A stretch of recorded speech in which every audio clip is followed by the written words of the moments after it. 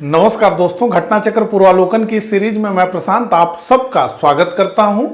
घटना चक्र पूर्वालोकन की इस सीरीज के तहत हम डिस्कस कर रहे हैं मॉडर्न हिस्ट्री से पिछले वर्षों में विभिन्न परीक्षाओं में पूछे गए प्रश्नों को। इस सीरीज का ये मेरा 9वां लेक्चर है। इस सीरीज के 8 लेक्चर ऑलरेडी इस चैनल पे अपलोड किए जा चुके हैं, जिन्हें अभी तक अगर आपने ना देखा हो तो आप इस चैनल पे चले जाइए। वहां पर आपको मॉडर्न हिस्ट्री PYQ इस नाम से एक प्लेलिस्ट मिलेगा। उस प्लेलिस्ट में इस सीरीज के सभी लेक्चर्स आपको एक क्रम से देखने को मिल जाएंगे, तो वहां जाकर के आप उन्हें देख सकते हैं।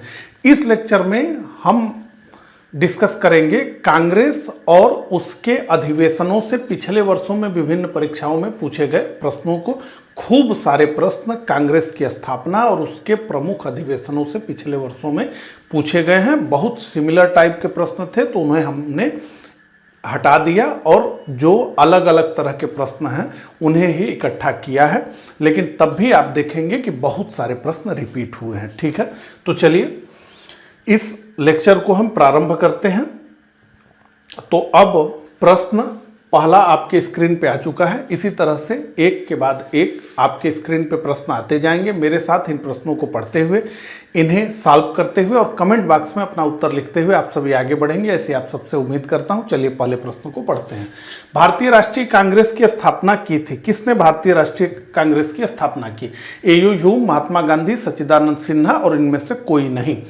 तो भारतीय राष्ट्रीय कांग्रेस की स्थापना A.U. ह्यूम ने की थी। 1884 में A.U. ह्यूम ने भारतीय राष्ट्रीय संघ की स्थापना की और पूरे देश का दौरा किया। मुख्यतः कलकत्ता, मद्रास, बंबई के प्रेसिडेंसी का इन्होंने दौरा किया और इन्होंने ये तय किया कि पूना में भारतीय राष्ट्रीय संघ का हम पहला एक अधिवेशन करेंगे। लेकिन पूना में कहते हैं कि उस समय हैजा की बीमारी फैल गई, इसलिए आनंद फानंद में यह तय किया गया कि गोकुल दास तेजपाल संस्कृत विद्यालय में बंबई में राष्ट्रीय संघ का पहला सम्मेलन किया जाएगा।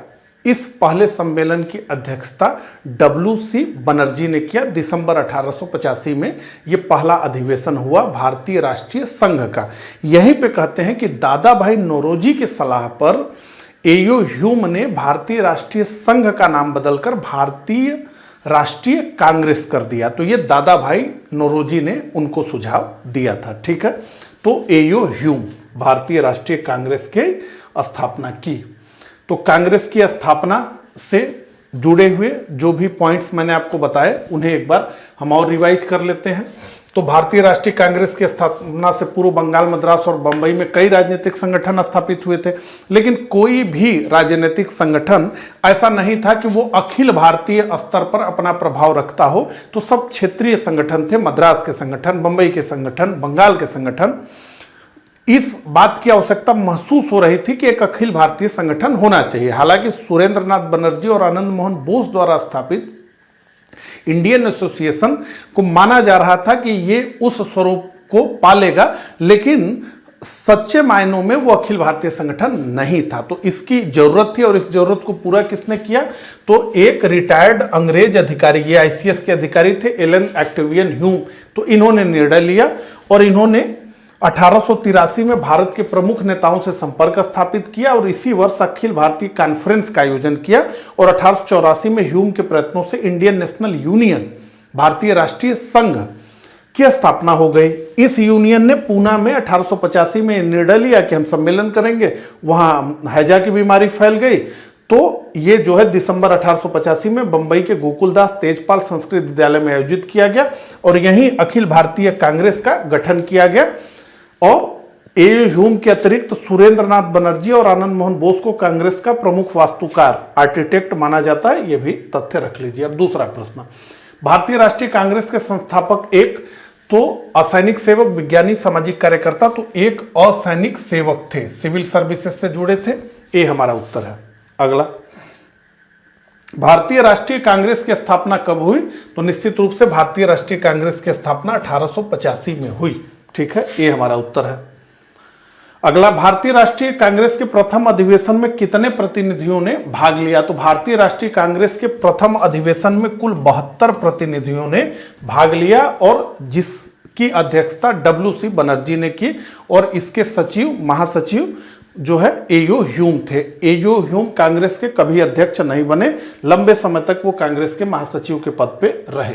अगला, भारतीय राष्ट्रीय कांग्रेस का प्रथम अधिवेशन कहां हुआ था? देख लीजिए लाइन से कितने एग्जाम में पूछा गया है। तो भारतीय राष्ट्रीय कांग्रेस का प्रथम अधिवेशन बंबई में हुआ, गोकुल दास तेजपाल संस्कृत विद्यालय में। अगला, भारतीय राष्ट्रीय कांग्रेस के पहले अध्यक्ष कौन थे?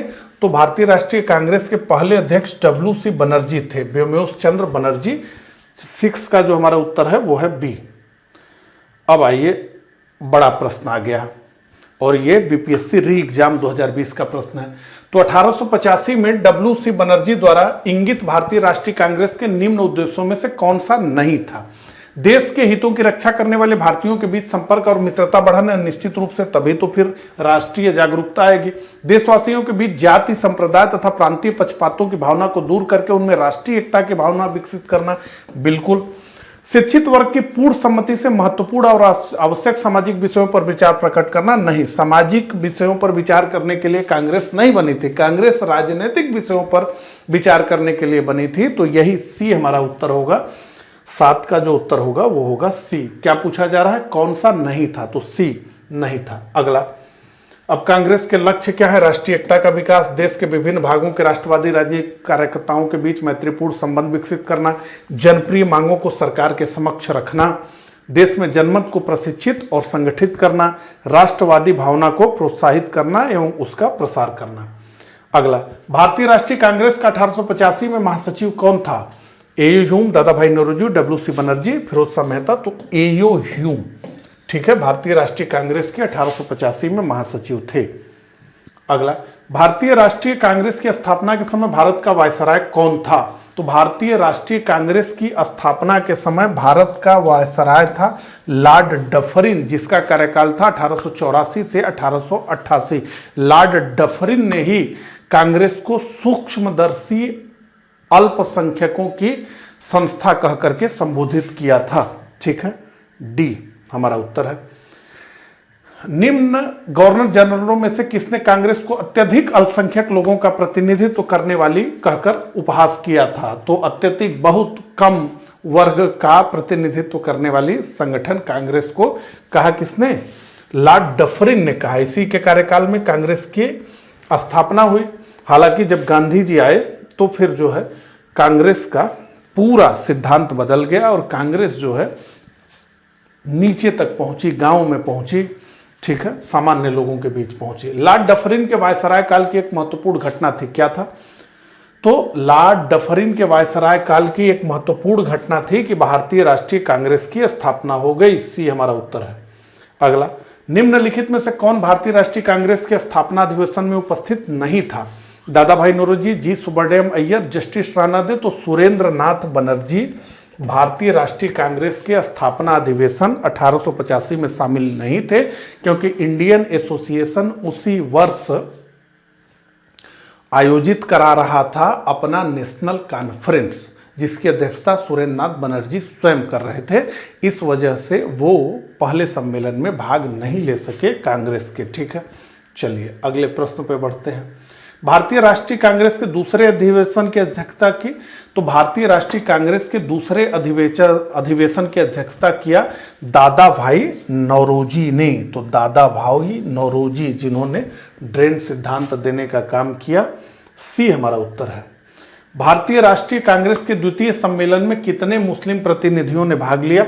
अब ये बताइए। 66 बीपीएससी री एग्जाम प्री 2020 का प्रश्न है और इस प्रश्न में इस तरह से जो है पूछा जा रहा है। इस तरह के प्रश्न नहीं पूछे जाने चाहिए, लेकिन ठीक है, पूछा तो गया है। तो भारतीय राष्ट्रीय कांग्रेस के द्वितीय सम्मेलन में कुल 436 प्रतिनिधियों ने भाग लिया, जिसमें से कि 33 मुसलमान थे। तो 14 का जो हमारा उत्तर है वो है बी। ठीक है, और जो पहला अधिवेशन था कांग्रेस का, जिसमें कुल 72 प्रतिनिधियों ने भाग लिया, उसमें केवल 2 मुस्लिम प्रतिनिधि थे। दूसरे सम्मेलन में जैसा कि मैंने आपको बताया कि टोटल 436 थे, जिसमें से 33 मुस्लिम थे। तीसरे अधिवेशन में 81 मुस्लिम सदस्य थे और चौथे अधिवेशन में इनकी संख्या एकाएक बहुत बढ़ी और वो 221 पर पहुंच गई। ठीक है, चलिए कांग्रेस के लिए समर्थन प्राप्त करने के लिए 1889 ईस्वी में एक समिति स्थापित की गई। निम्न में से उस समिति का सभापति कौन था? तो कांग्रेस के लिए समर्थन प्राप्त करने के लिए 1889 में एक समिति स्थापित की गई। उस समिति के सभापति थे सर डब्ल्यू बेडबर्न और इस समिति का नाम क्या था? तो ब्रिटिश कमेटी ऑफ इंडिया इस समिति का नाम था। और इस समिति ने इंडिया नामक साप्ताहिक पत्र निकालने का भी काम किया ताकि जो है ब्रिटिश जो जनमत है उसको जो है भारत की स्थितियों से अवगत कराया जाए। तो इंडिया नामक जो है साप्ताहिक निकाला गया इस संस्था के द्वारा। ठीक है, ये हमारा उत्तर है। चलिए, भारतीय राष्ट्रीय कांग्रेस के सर्वप्रथम मुस्लिम अध्यक्ष थे। देख रहे हैं, एक लाइन से प्रश्न है। तो भारतीय राष्ट्रीय कांग्रेस के सर्वप्रथम मुस्लिम अध्यक्ष थे बदरुद्दीन तैयब जी। तो बदरुद्दीन तैयब जी 1888 में जो कांग्रेस का तीसरा अधिवेशन हुआ मद्रास में, 1887 में जो कांग्रेस का तीसरा अधिवेशन हुआ मद्रास में, उसकी अध्यक्षता बदरुद्दीन तैयब जी ने की थी। ठीक है, डी हमारा उत्तर है। अब आइए कुछ जो महत्वपूर्ण तथ्य है, पहले तो इसका स्क्रीनशॉट ले लीजिए। बहुत शानदार ये चार्ट बनाया गया है और अब इसमें जो है हमने जितने क्वेश्चंस को देखा है उसको एक बार हम रिवाइज कर लेते हैं। ठीक है, चलिए। तो प्रथम अधिवेशन कब हुआ कांग्रेस का? 1885 में हुआ। कहाँ हुआ? बंबई में हुआ। किसने अध्यक्षता की? व्योमेश चंद्र बनर्जी ने। महासचिव कौन था? ए.ई. ह्यूम। कुल प्रतिनिधियों ने भाग लिया 72। इस अधिवेशन में कांग्रेस के उद्देश्यों को तय किया गया। प्रमुख सदस्य कौन कौन थे जिन्होंने भाग लिया? जैसे प्रश्न पूछा जाता है कि सुरेंद्र नाथ बनर्जी ने भाग नहीं लिया, तो इनमें से किसने भाग नहीं लिया? तो प्रमुख नामों को जान लीजिए। दादा भाई नौरोजी, फिरोज शाह मेहता, दिनसा एदलजी वाचा, काशीनाथ तेलंग और वी राघवाचारी। ठीक है। दूसरा अधिवेशन कब हुआ? 1886 में। कहाँ हुआ? कलकत्ता में। किसने अध्यक्षता की? दादा भाई नौरोजी ने। कुल प्रतिनिधियों ने कितना भाग लिया? तो 434। क्या इसमें विशेष रहा? तो पहले पारसी अध्यक्ष जो है कांग्रेस के बने दादा भाई नौरोजी। ठीक है, इसको भी हम आगे देखते हैं। तृतीय सम्मेलन हुआ 1887 में। कहाँ हुआ? मद्रास में। किसने अध्यक्षता की? बदरुद्दीन तैयब जी ने। और 607 प्रतिनिधियों ने भाग लिया, प्रथम मुस्लिम अध्यक्ष। चौथा कहाँ हुआ? 1888 में इलाहाबाद में। कौन अध्यक्ष था? George Yule. कितने प्रतिनिधियों ने भाग लिया? 1248 प्रतिनिधि और प्रथम अंग्रेज और प्रथम ईसाई अध्यक्ष। तो अब देखिए कांग्रेस अपने मूल स्वभाव में कितना समावेशी थी कि कांग्रेस के पहले अध्यक्ष हुए व्योमेश चंद्र बनर्जी, हिंदू थे। कांग्रेस के दूसरे अध्यक्ष हुए दादा भाई नौरोजी जो कि पारसी थे। कांग्रेस के तीसरे अध्यक्ष हुए बदरुद्दीन तैयब जी जो कि मुस्लिम थे। कांग्रेस के चौथे अध्यक्ष हुए जॉर्ज यूले जो कि ईसाई भी थे और साथ ही साथ वो अंग्रेज भी थे। तो प्रथम अंग्रेज और प्रथम ईसाई अध्यक्ष। ठीक है, तो इतना समावेशी होने का काम कांग्रेस ने किया। चलिए अब आगे बढ़ते हैं। भारतीय राष्ट्रीय कांग्रेस के द्वितीय मुस्लिम अध्यक्ष कौन थे? अबुल कलाम आजाद, जाकिर हुसैन, रहमतुल्लाह मोहम्मद सयानी। अब देखिए मुस्लिमों से जुड़ा हुआ प्रश्न कौन थे, कितने मुस्लिमों ने भाग लिया, इस तरह का प्रश्न जो है बीपीएससी का लग रहा है कि फेवरेट प्रश्न बन चुका है। ठीक है, तो भारतीय राष्ट्रीय कांग्रेस के पहले अध्यक्ष तो मुस्लिम अध्यक्ष बदरुद्दीन तैयब जी थे और दूसरे अध्यक्ष थे रहमतुल्लाह मोहम्मद सयानी। ठीक है, तो 17 का जो हमारा उत्तर है वो है सी। कांग्रेस का जो 12वां अधिवेशन हुआ 1896, उसकी अध्यक्षता रहमतुल्लाह मोहम्मद सयानी ने की। और इस अधिवेशन के बारे में विशेष है कि कांग्रेस के मंच से पहली बार वंदे मातरम का गायन किया गया। कांग्रेस का 12वां अधिवेशन 1896, कलकत्ता। ठीक है, सी हमारा उत्तर है। अगला, निम्नलिखित कथनों पर विचार कीजिए। भारतीय राष्ट्रीय कांग्रेस की प्रथम महिला अध्यक्ष सरोजिनी नायडू थी। कौन सा से सही है यह पूछा जा रहा है। तो भारतीय राष्ट्रीय कांग्रेस की प्रथम महिला अध्यक्ष सरोजिनी नायडू नहीं थी। भारतीय राष्ट्रीय कांग्रेस की प्रथम भारतीय महिला अध्यक्ष सरोजिनी नायडू थी और राष्ट्रीय कांग्रेस की द्वितीय महिला अध्यक्ष सरोजिनी नायडू थी। 1925 के कानपुर के अधिवेशन की इन्होंने अध्यक्षता की थी। भारत की प्रथम महिला अध्यक्ष कांग्रेस की प्रथम महिला अध्यक्ष एनी बेसेंट थी जिन्होंने 1917 में कांग्रेस के सम्मेलन की अध्यक्षता की थी। अगला, भारतीय राष्ट्रीय कांग्रेस के प्रथम मुस्लिम अध्यक्ष बदरुद्दीन तैयब जी थे। तो निश्चित रूप से यह सही है, 1887 मद्रास। तो पूछा जा रहा है कि इनमें से कौन सा सही है, तो केवल 2 सही है और 1 गलत है। अगला, भारतीय राष्ट्रीय कांग्रेस का प्रथम निर्वाचित यूरोपीय अध्यक्ष था, तो भारतीय राष्ट्रीय कांग्रेस का प्रथम निर्वाचित अध्यक्ष थे जॉर्ज यूले, जिन्होंने कि कांग्रेस के चौथे अधिवेशन की अध्यक्षता की थी, जो कि इलाहाबाद में आयोजित हुआ था 1888 में। ठीक है, अगला अब देख लीजिए, ये हमने छोड़ दिया था। कांग्रेस का चौथा अधिवेशन 1888, इलाहाबाद, कौन अध्यक्ष हुआ? George Yule. कितने प्रतिनिधियों ने भाग लिया? 1248। प्रथम अंग्रेज, प्रथम ईसाई अध्यक्ष। और क्या हुआ? भारत के तत्कालीन गवर्नर जनरल लॉर्ड डफरिन द्वारा कांग्रेस को सूक्ष्मदर्शी अल्पसंख्यकों की संस्था प्रवक्ता कहा गया। इसी सम्मेलन के दौरान बहुत भटकाने का प्रयास हुआ कि यह सम्मेलन आयोजित न हो, इसके पीछे पूरी कहानी है। कांग्रेस के लिए समर्थन प्राप्त करने के उद्देश्य से जुलाई 1889 में विलियम डिग्बी की अध्यक्षता में ब्रिटिश कमेटी ऑफ इंडिया की स्थापना, इसने इंडिया नामक पत्र निकाला। ठीक है, देखिए यहाँ पर विलियम डिग्बी लिखा हुआ है। ठीक है, और हमने जो है बेडबर्न का नाम लिया। ठीक है, तो इसको जो है हमें चेक करना पड़ेगा। ठीक है, चलिए, निम्नलिखित में से कौन एक भारतीय राष्ट्रीय कांग्रेस से कभी संबद्ध नहीं रहे? फिरोज शाह मेहता, हकीम अजमल खान, खान अब्दुल गफ्फार खान। तो सर सैयद अहमद खान तो भारतीय राष्ट्रीय कांग्रेस का विरोध करते थे, और ये जो है देशभक्ति एसोसिएशन स्थापित करने वाले थे, और इन्होंने राजभक्त मुसलमान नामक पत्रिका का भी प्रकाशन किया। तो ये तो कांग्रेस के सदस्य नहीं थे। डी हमारा उत्तर है। अगला, निम्नलिखित में से कौन भारतीय राष्ट्रीय कांग्रेस का अध्यक्ष कभी नहीं चुना जा सका? लाला लाजपत राय, एनी बेसेंट, मोतीलाल नेहरू, बाल गंगाधर तिलक। तो जो गरम पंथी थे, जो त्रयी थी लाल बाल पाल की, तो लाल बाल पाल की त्रयी में से केवल लाल यानी लाला लाजपत राय 1920 में कलकत्ता के विशेष अधिवेशन के अध्यक्ष बन सके, न कभी बाल गंगाधर तिलक और न कभी विपिन चंद्र पाल कांग्रेस के अध्यक्ष बन पाए। केवल और केवल गरम पंथियों में से जो लाल बाल पाल का त्रिकूट था, उसमें से केवल लाला लाजपत राय कांग्रेस के अध्यक्ष हुए 1920 में, वो भी विशेष अधिवेशन था। ठीक है, तो पूछा जा रहा है कि राष्ट्रीय कांग्रेस का अध्यक्ष कभी नहीं चुना जा सका, ये पूछा जा रहा है।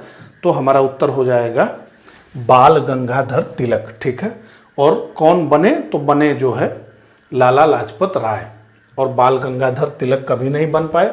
लाला लाजपत राय बने, एनी बेसेंट 1917 में बनी, मोतीलाल नेहरू पहली बार 1919 में बने, फिर 1928 में बने, बाल गंगाधर तिलक कभी नहीं बन पाए। डी उत्तर है हमारा। अगला, भारतीय राष्ट्रीय कांग्रेस की प्रथम महिला अध्यक्ष कौन थी? Sarojini Naidu, Annie Besant, Kasturba Gandhi. तो भारतीय राष्ट्रीय कांग्रेस की प्रथम महिला अध्यक्ष थी एनी बेसेंट। बी हमारा उत्तर है। ये देखिए लेटेस्ट प्रश्न है बीपीएससी का। अगला, निम्नलिखित में से किसने कभी भी भारतीय राष्ट्रीय कांग्रेस के किसी भी अधिवेशन की अध्यक्षता नहीं की? तो निश्चित रूप से बाल गंगाधर तिलक हम कहेंगे। हमारा उत्तर होगा लाला लाजपत राय। तो एक बार बने विशेष अधिवेशन में, गोपाल कृष्ण गोखले 1905 बनारस अधिवेशन, सुभाष चंद्र बोस, नेताजी बोस 2 बार बने, 1938 में हरिपुरा में, और 1939 में तो प्रॉपर चुनाव लड़ करके गांधी जी के प्रत्याशी पटाभी सीतारमैया को हरा करके वो अध्यक्ष बने। तो बाल गंगाधर तिलक हमारा उत्तर होगा।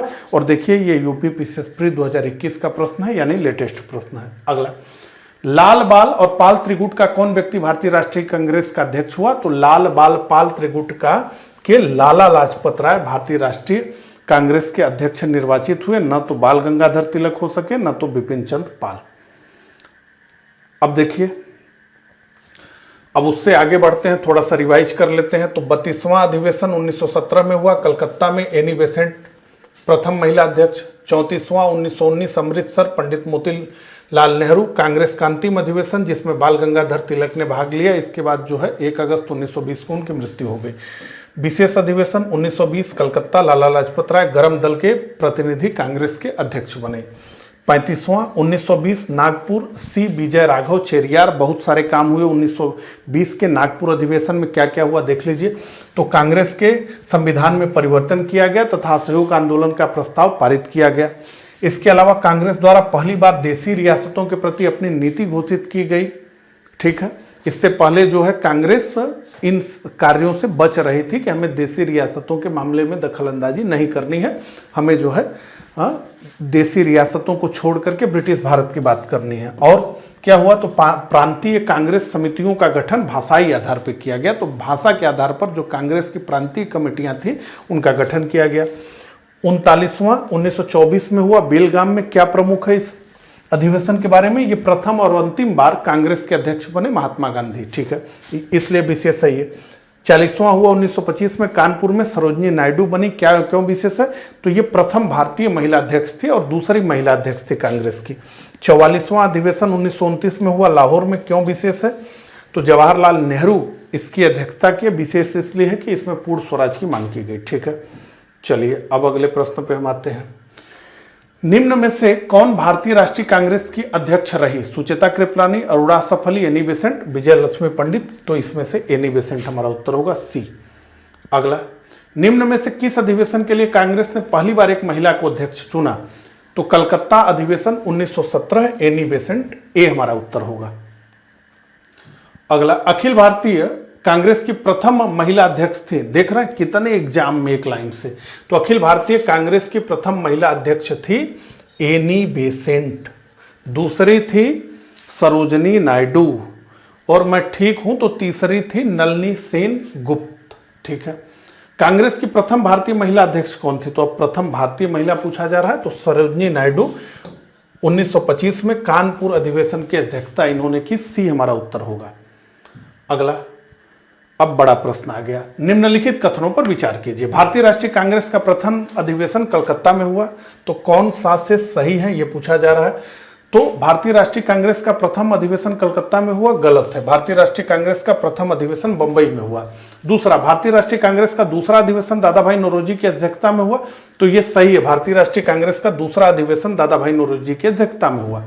तीसरा, भारतीय राष्ट्रीय कांग्रेस तथा मुस्लिम लीग दोनों ने लखनऊ में 1916 में अधिवेशन किया तथा लखनऊ समझौता किया, तो यह सही है। भारतीय राष्ट्रीय कांग्रेस और मुस्लिम लीग दोनों ने लखनऊ में 1916 में अधिवेशन किया और यहीं पर इन दोनों ने लखनऊ पैक्ट करने का काम किया।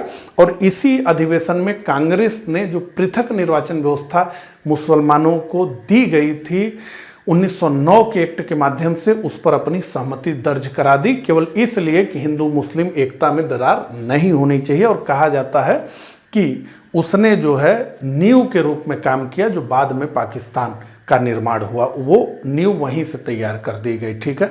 तो इसी में जो 1907 में विभाजन हुआ था कांग्रेस में का नरमपंथी और गर्मपंथी में, तो नरमपंथी और गर्मपंथी भी एक हो गए, एनी बेसेंट और जो है बाल गंगाधर तिलक के प्रयासों से, और जिन्ना और तिलक के प्रयासों से जो है हिंदू मुस्लिम के बीच एक समझौता हो गया। तो हम क्या कहेंगे, 2 और 3 सही है, यानी सी हमारा उत्तर है, 1 गलत है। भारतीय राष्ट्रीय कांग्रेस का 27वां अधिवेशन किस स्थान पर हुआ, भागलपुर, पटना, रांची, बांकीपुर। तो ये देखिए, ये जो है राज्य आधारित प्रश्न है। भारतीय राष्ट्रीय कांग्रेस का 27वां अधिवेशन हुआ बांकीपुर में। बांकीपुर बिहार में है। 1912 में ये अधिवेशन हुआ और इस अधिवेशन का मुख्य जो विषय था वो ये था कि एयो ह्यूम को कांग्रेस का पिता घोषित किया गया। इस अधिवेशन में एयो ह्यूम को कांग्रेस का पिता घोषित किया गया, ठीक है। चलिए अगला, निम्नलिखित में से भारतीय राष्ट्रीय कांग्रेस के किस अधिवेशन में बाल गंगाधर तिलक ने अभिव्यक्त किया था, स्वराज मेरा जन्म सिद्ध अधिकार है, मैं उसे लेकर के रहूंगा। बनारस अधिवेशन, कलकत्ता अधिवेशन, सूरत अधिवेशन और लखनऊ अधिवेशन 1916, यही हमारा उत्तर है। लखनऊ अधिवेशन 1916 में बाल गंगाधर तिलक ने स्पष्ट रूप से कहा कि स्वराज मेरा जन्म सिद्ध अधिकार है और मैं उसे लेकर के रहूंगा, ये मुझसे कौन छीन सकता है। ये प्रश्न जो है प्रीवियस ईयर में लाइन से पूछा गया, आप देख लीजिए कितना ये प्रश्न रिपीट हुआ है। तो बाल गंगाधर तिलक को जब हम देखते हैं तो गांधी के पूर्व जितने नेता हमें दिखते हैं राष्ट्रीय आंदोलन में, उनमें सबसे सशक्त, सबसे प्रभावशाली आवाज हमें बाल गंगाधर तिलक की दिखती है। और बाल गंगाधर तिलक ने कई बार जेल की भी यात्रा की है और उनकी जेल यात्रा राजनीतिक जेल यात्राओं की तरह नहीं थी, बल्कि उन्हें कठोर सश्रम कारावास की सजा जो है बार बार सुनाई गई। निश्चित रूप से यही कारण था कि भारतीयों ने उन्हें लोकमान्य कह करके पुकारा, यानी लोगों में मान्यता प्राप्त, लोगों का चहेता, लोकमान्य, जिसकी मान्यता हो लोगों में, जिसे लोग मान देते हो। ठीक है, तो लखनऊ अधिवेशन 1916 हमारा उत्तर है। चलिए अब जो है कुछ और महत्वपूर्ण जो अधिवेशन है कांग्रेस के, उनको एक बार हम रिवाइज कर लेते हैं। ठीक है, तो षष्ठम अधिवेशन 1890 में हुआ, कलकत्ता में हुआ, अध्यक्षता फिरोज शाह मेहता ने किया। क्या महत्वपूर्ण तथ्य हुआ, मतलब क्या महत्वपूर्ण था, क्या विशेष था? तो कलकत्ता विश्वविद्यालय की प्रथम महिला स्नातक कादम्बिनी गांगुली का संबोधन यहां पर हुआ 1890 में कलकत्ता के अधिवेशन में, इसलिए यह अधिवेशन विशेष बन गया। 12वां अधिवेशन क्या हुआ? 1896 में हुआ, कलकत्ता में हुआ, रहमतुल्ला एम सयानी इसकी अध्यक्षता किया। दूसरे मुस्लिम अध्यक्ष थे कांग्रेस के। पहली बार वंदे मातरम गाया गया, ये विशेष था।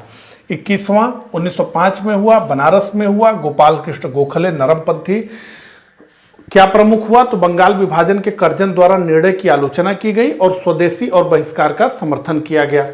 22वां हुआ 1906 में, कलकत्ता में, दादा भाई नौरोजी ने इसकी अध्यक्षता की।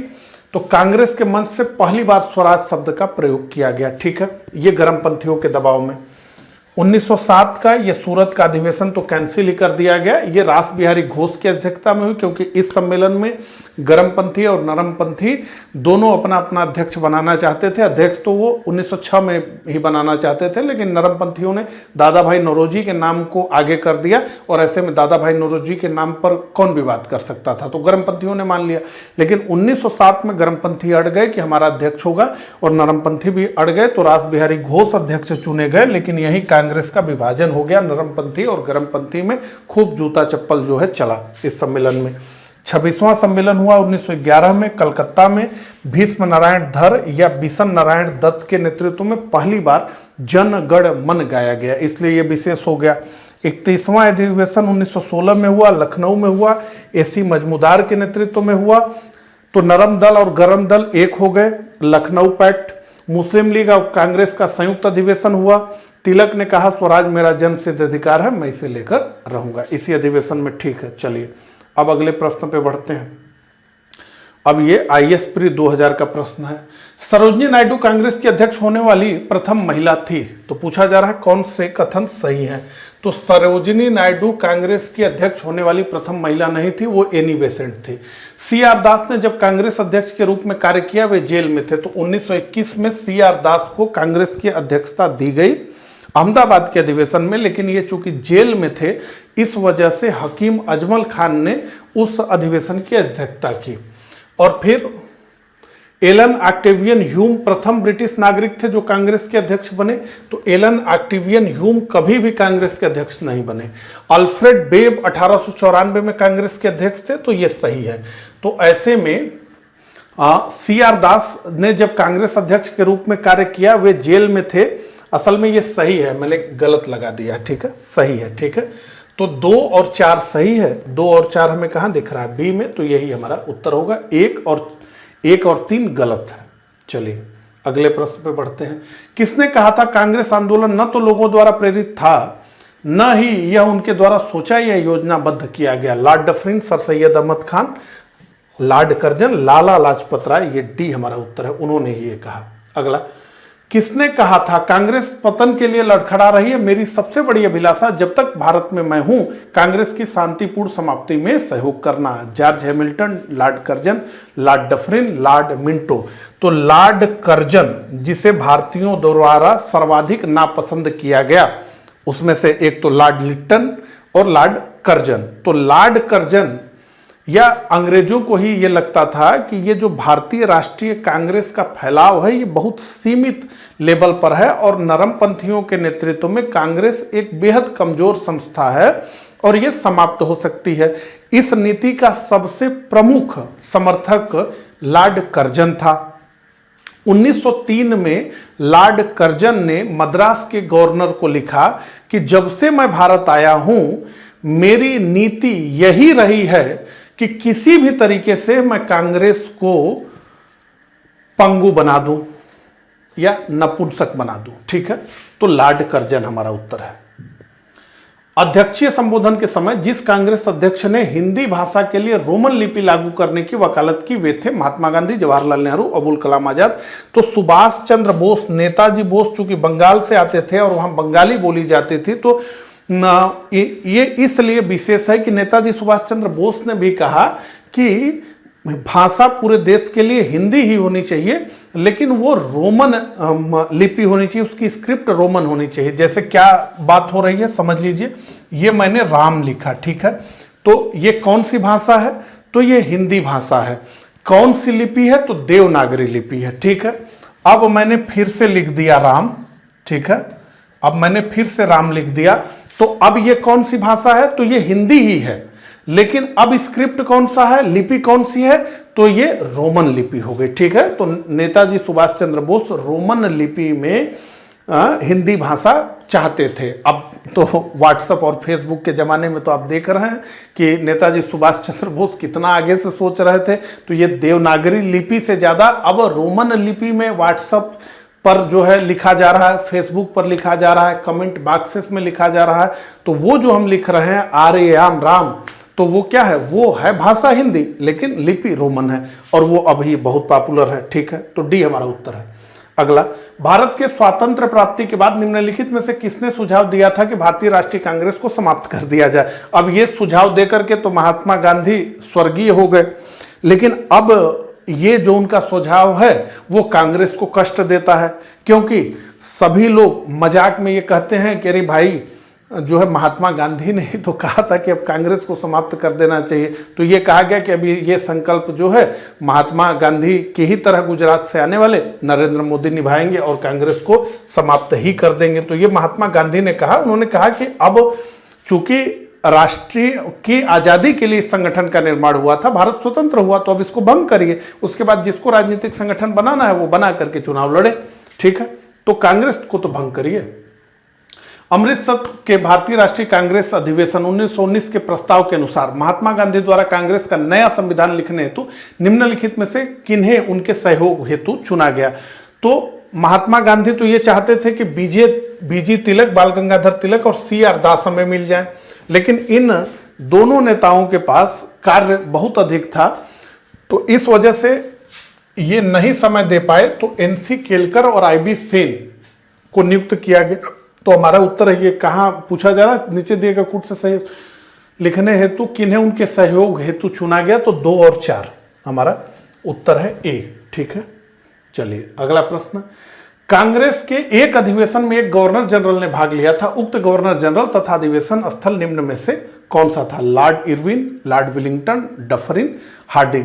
तो लॉर्ड विलिंगटन जब वो बंबई का गवर्नर था, ध्यान दीजिए, वो जब बंबई का गवर्नर था 1915 में, तो 1915 में जो बंबई में आयोजित हुआ कांग्रेस का सम्मेलन, उसमें उसने जो है भाग लिया था। बाद में लॉर्ड विलिंगटन भारत का गवर्नर जनरल बन गया 1931 से 1936 के दौरान, ठीक है। तो बी हमारा उत्तर है। भारतीय राष्ट्रीय कांग्रेस के निम्नलिखित अधिवेशनों में किसकी अध्यक्षता सी विजय राघव चेरियार ने की? लखनऊ, नागपुर, गया अधिवेशन और उपरोक्त में से कोई नहीं। तो नागपुर अधिवेशन 1920 हमारा उत्तर है। जैसा कि हमने अभी देखा कि ये एक महत्वपूर्ण अधिवेशन था जो कि नागपुर में आयोजित किया गया, ठीक है। इससे जुड़े हुए प्रश्न और आगे आएंगे, तो चलिए देखते हुए चलेंगे। अगला, निम्नलिखित में से किस अधिवेशन में कांग्रेस ने पहली बार भारतीय रियासतों के प्रति अपनी नीति घोषित की? तो नागपुर अधिवेशन 1920 में पहली बार कांग्रेस ने भारतीय रियासतों के प्रति अपनी नीति को घोषित किया और ये कहा कि देशी रियासत के शासकों को अपने प्रजा के प्रति पूर्ण उत्तरदायी सरकार उन्हें प्रदान की जानी चाहिए, ठीक है। तो ए हमारा उत्तर है। अगला, निम्नलिखित कथनों में से कौन सा से सत्य है? ठीक है, कांग्रेस के नागपुर सत्र 1920 के पश्चात प्रांतीय कांग्रेस समितियों का गठन भाषाई आधार पर किया गया, तो निश्चित रूप से किया गया। वर्ष 1948 में कांग्रेस ने भाषाई आधार पर प्रांतों के गठन की मांग को अस्वीकार कर दिया, तो बिल्कुल सही है, अस्वीकार कर दिया। देखिए, जब आपका निर्णय कैसे प्रभावित होता है कि आप टेबल के किस तरफ हैं, ठीक है, आप सरकार में हैं या विपक्ष में हैं। सरकार में आप जो बात कहेंगे और विपक्ष में जो कहते आ रहे हैं उनमें अंतर हो जाता है। ठीक है, तो इसीलिए कांग्रेस ने तो 1920 में अपनी प्रांतीय कांग्रेस कमेटियों का गठन भाषा के आधार पर किया, लेकिन जब कांग्रेस के हाथ में शासन व्यवस्था आ गई तो कांग्रेस सबसे अधिक इसी बात से डर गई कि भाषा के आधार पर अगर हम राज्यों का निर्माण करने लगेंगे तो भारत की एकता और अखंडता खतरे में पड़ जाएगी। तो कांग्रेस इससे डर गई। लेकिन 1947 में ही जैसे ही देश आज़ाद हुआ, मांग तो बहुत पहले से चल रही थी, जैसे ही देश आज़ाद हुआ ये मांग और तीव्र हो गई। तो धर आयोग, इसके धर के अध्यक्षता में 1947 में कांग्रेस ने बनाया। उसने कहा कि नहीं भाई, प्रशासनिक सुविधा मूल है, भाषा के आधार पर प्रांत नहीं बनेगा। तो उसके बाद ये मांग कितनी गंभीर थी कि जेवीपी कमेटी बनानी पड़ी, जिसमें जवाहरलाल नेहरू, सरदार पटेल और पट्टाभी सीतारामैया जो है शामिल हुए। इन तीनों लोगों की संयुक्त कमेटी 1948 में बनी और इन्होंने भी यही बात किया। ठीक है, तो कांग्रेस के नागपुर सत्र 1920 के पश्चात प्रांतीय कांग्रेस समितियों का गठन भाषाई आधार पर किया गया था। वर्ष 1948 में कांग्रेस ने भाषाई आधार पर प्रांतों के गठन की मांग को स्वीकार कर दिया। पूछा जा रहा है सही उत्तर, तो 1 और 2 दोनों सही हैं, डी हमारा उत्तर है। अगला, 1922 में गया के भारतीय राष्ट्रीय कांग्रेस के अधिवेशन के अध्यक्ष कौन थे? तो 1922 में जो गया में अधिवेशन हुआ उसकी अध्यक्षता चित्तरंजन दास ने की, ए हमारा उत्तर है। ठीक है, निम्नलिखित में किसने अखिल भारतीय हरिजन सेवक संघ की 1932 में स्थापना की? तो अखिल भारतीय हरिजन सेवक संघ की स्थापना 1932 में महात्मा गांधी ने किया और उन्होंने हरिजन यात्रा को भी प्रारंभ किया। हरिजन का मतलब महात्मा गांधी ने, जिन्हें हम आज जो है SC ST कहते हैं, उन्हें ये कहा कि ये हरि के पुत्र हैं, भगवान हरि कृष्ण के पुत्र हैं, तो ये हरिजन हैं, हरि के जन हैं। ठीक है, चलिए नीचे उन व्यक्तियों की सूची दी गई है जो भारतीय राष्ट्रीय कांग्रेस के अध्यक्ष हुए। तिथियां अनुसार उन्हें क्रमबद्ध कीजिए और नीचे दिए गए कूट का उपयोग कर अपना उत्तर दीजिए। चलिए, तो महात्मा गांधी 1924 में बेलगांव के कांग्रेस अधिवेशन की अध्यक्षता इन्होंने की। जवाहरलाल नेहरू 1929 में लाहौर अधिवेशन, सरोजनी नायडू 1925 कानपुर अधिवेशन, वल्लभ भाई पटेल 1931 कराची अधिवेशन। ठीक है, तो 1924 फिर 25, तो 1 4 उसके बाद 2 और 3, 1 4 2 और 3, तो 44 का जो हमारा उत्तर होगा वो होगा सी। ठीक है, चलिए, भारतीय राष्ट्रीय कांग्रेस के 1924 के अधिवेशन में महात्मा गांधी द्वारा मात्र एक बार अध्यक्षता की गई। यह अधिवेशन कहाँ हुआ? तो यह अधिवेशन हुआ बेलगांव में, सी हमारा उत्तर है। यह एकमात्र अधिवेशन था जिसकी अध्यक्षता महात्मा गांधी ने की। अगला, भारतीय राष्ट्रीय कांग्रेस का एकमात्र अधिवेशन जिसकी अध्यक्षता महात्मा गांधी ने की, तो बेलगांव अधिवेशन 1924। बहुत सारे प्रश्नों को मैंने हटा दिया है, उसके बाद भी आपको ये प्रश्न दिख रहा है। ठीक है, सूची 1 को सूची 2 से सुमेलित करना है। अबुल कलाम आजाद, ए का 4, रामगढ़ सम्मेलन 1940, और एक बार बैठ गए तो बैठ ही गए, 46 तक अध्यक्ष रहे, सबसे लंबा कार्यकाल हो गया इनका। ए का 4 केवल हमें डी में दिख रहा है। सरोजनी नायडू कानपुर 1925, बी का 3। मोतीलाल नेहरू अमृतसर 1919, सी का 1। और डॉक्टर राजेंद्र प्रसाद बंबई 1934। ठीक है, तो डी हमारा उत्तर है। अगला, उत्तर प्रदेश के विभिन्न स्थानों में आयोजित भारतीय राष्ट्रीय कांग्रेस के अधिवेशन के संदर्भ में सूची 1 को सूची 2 से सुमेलित करना है। एक तरफ स्थान और दूसरा वर्ष। ठीक है, तो मेरठ कानपुर, मेरठ में तो हुआ 1946 में जेबी कृपलानी की अध्यक्षता में। कानपुर में हुआ 1925 में सरोजनी नायडू की अध्यक्षता में। लखनऊ में हुआ 1916 में अंबिका चरण मजूमदार की अध्यक्षता में। और बनारस में हुआ 1905 में गोपाल कृष्ण गोखले के नेतृत्व में। तो ए का 3 हमें 2 जगह दिख रहा है। ए का 3, बी का 4, ए का 3, बी का 4, सी का 1, लखनऊ 1916 और डी का 2 बनारस 1925। ठीक है, चलिए अगला प्रश्न, निम्नलिखित में से किस भारतीय राष्ट्रीय कांग्रेस के अधिवेशन में जवाहरलाल नेहरू ने समाजवाद को भारत की समस्याओं को हल करने की कुंजी बताया? ठीक है। लाहौर, लखनऊ, इलाहाबाद, रामगढ़, तो उत्तर हमारा है लखनऊ। तो नेहरू जो है वो फेबियन समाजवाद से प्रभावित थे। उस समय के ज़्यादातर भारतीय राष्ट्रीय आंदोलन के नेता समाजवाद की गिरफ्त में आ गए थे, क्योंकि यूएसएसआर का मॉडल स्टालिन के नेतृत्व में सबको भा रहा था। और इसीलिए नेहरू जी ने कहा कि मैं समाजवाद के अतिरिक्त ऐसा कोई दूसरा रास्ता नहीं देखता जो भारत के लोगों को गरीबी, बेकारी और गुलामी से मुक्ति दिला सके। और हमने देखा कि समाजवाद के रास्ते लाल फीताशाही और लाइसेंस कोटा परमिट राज के बाद जो है उदारीकरण जब आया, तो किस तरह से आज जो है लोगों के हाथों में पैसा जो है अब दिख रहा है। लोगों के पास एक कैपेसिटी हो गई कि वो 3-3, 4-4 जूते खरीद सकें, ठीक है, अच्छा कपड़ा पहन सके। बड़ी दिक्कत थी। अभी सबको लगता है बहुत महंगाई है, बहुत सारी चीज़ें महंगी होंगी, लेकिन उस समय अगर महंगा भी था तो सस्ता भी था तो किसी के पास पैसा नहीं था खरीदने के लिए, ठीक है। तो वो समाजवाद में वो लाइसेंस कोटा परमिट राज में पूरा देश हमारा जो है खींच गया, ठीक है। और नेहरू जी तो यही कह रहे थे कि इसके अलावा कोई मार्ग ही नहीं है, ठीक है। और आज पूंजीवाद जो है इनके इस विचार पे मुस्कुरा रहा है, क्योंकि समाजवाद हो, सोशलिज्म में बिलीव करने वाले हो, कम्युनिज्म में बिलीव करने वाले हो, इनके बारे में एक बात है कि ये हमेशा स्वर्ग का वादा करते हैं और हमेशा नर्क डिलीवर करते हैं, ठीक है। चलिए, 1938 के भारतीय राष्ट्रीय कांग्रेस के हरिपुरा अधिवेशन की अध्यक्षता के, तो 1938 के भारतीय राष्ट्रीय कांग्रेस के हरिपुरा अधिवेशन में नेताजी सुभाष चंद्र बोस जो है कांग्रेस के पहली बार अध्यक्ष बने। डी हमारा उत्तर है। अब आइए, तो 46वां अधिवेशन 1931 में हुआ, कराची में हुआ, सरदार वल्लभ भाई पटेल के नेतृत्व में हुआ। क्या क्या हुआ?